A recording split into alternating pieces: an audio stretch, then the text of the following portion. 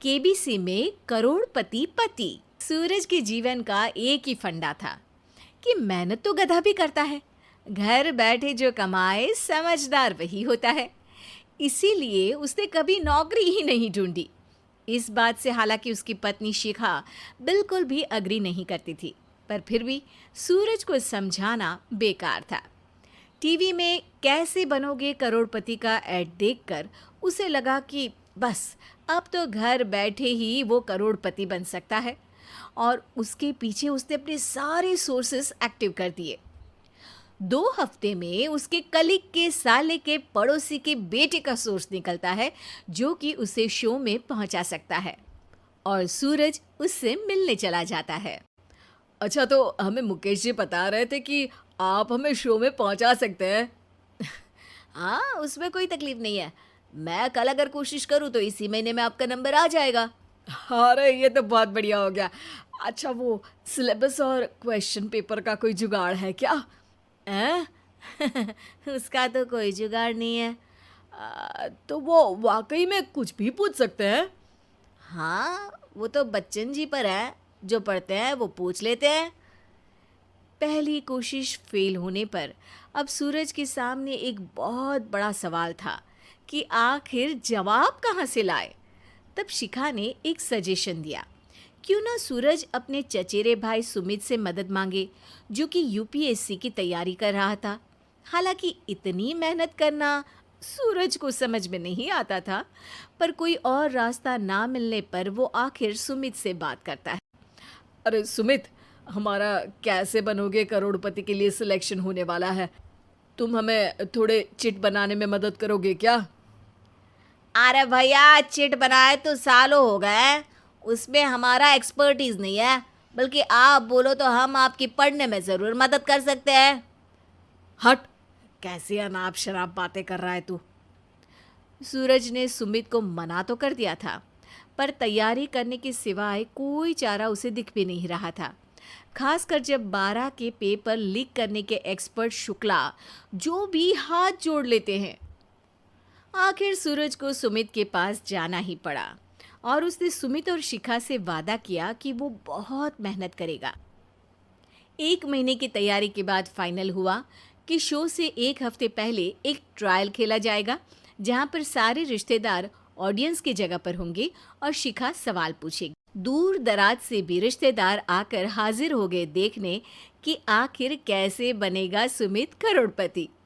सब कुछ सेट था, और इतने में सूरज आकर अपना स्पीच देता है। ये 1 महीना मेरे लिए आसान नहीं था, पर अपने भाई सुमित और अपनी पत्नी शिखा की मदद से मैं इतनी दूर पहुंच पाया हूँ। मेरे मम्मी पापा के आशीर्वाद ने भी बहुत साथ दिया है मेरा। मैं उम्मीद करता हूँ कि आज के शो में आप लोगों को बहुत मज़ा आएगा। साक्षी पहला सवाल पूछती है और पूरे कमरे में सन्नाटा छा जाता है। इंडिया में कितने स्टेट्स हैं? 3, सॉलिड, लिक्विड और गैस। अरे रुकिए, तो ऑप्शंस तो देने दीजिए। इतने में 5वीं कक्षा का चिंटू बोल उठता है। अरे क्या मामा, आप तो पहले सवाल पर ही आउट हो गए। अरे बेटा, पहला सवाल तो ट्रायल होता है ना। अरे तुम अब देखना। देखने जैसी बात तो थी ही। सूरज को इतना शांत किसी ने नहीं देखा था। कभी कभी तो लगता था मानो सूरज आंख खोलकर ही सो गया हो। मामा जल्दी करो प्लीज, कल सुबह पनवेल भी तो निकलना है। अरे हट, कंसंट्रेट करने दे मुझे। 3 सवाल में 3 लाइफलाइन खत्म हो चुकी थी, और अब चौथे सवाल पर भी सूरज का मौन नहीं टूटा। पर सूरज अभी भी हार मानने को तैयार नहीं था। उधर हर कोई सूरज को छोड़ सुमित को देख रहे थे। आखिर सुमित ने ही तो पढ़ाया था सूरज को। गजब बेइज्जती है यार। अरे बेटा, तो बाप का, दादा का, भाई का, सबका नाम बुड़वाएगा। अरे 3 लाइफ लाइन ले ली तो भी तेरा कुछ नहीं होना है। अरे कोई इतनी बात करता है क्या शो पर? अरे बेटा, शो पर तेरे जैसे भी तो नहीं आते ना। सूरज की ये जंग आखिर 1 घंटे बाद 5वें सवाल पर खत्म हो गई, जब उसने इंडिया के नेशनल बर्ड का नाम कहा, कौवा।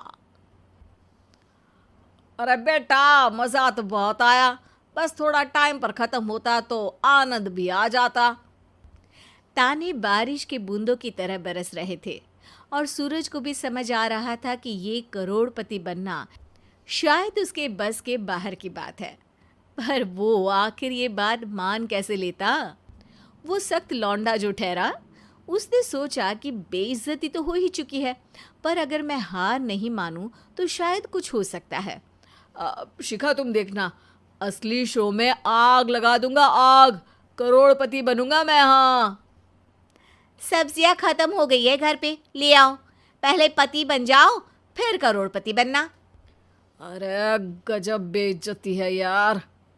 बेटा, अभी तो घर पर ही हुई है, 1 हफ्ते में तो तुम देश के सामने करवा कर आओगे। वैसे जब टीवी पर जाओ ना, तो बस अपने मम्मी का ही नाम लेना, ठीक है? कोई पूछे तो बोलना कि पापा नहीं है मेरे। अरे पढ़ाई की, पेपर निकलवाए, इतने सारे लोगों को खाना खिलवाया, क्या फ़र्क पड़ा? इसीलिए मैं कहता हूँ कि मेहनत तो गधा भी करता है, घर बैठे जो कमाए वही सिकंदर। लेकिन मामा, गधे भी जानते हैं कि हमारा राष्ट्रीय पक्षी मोर है।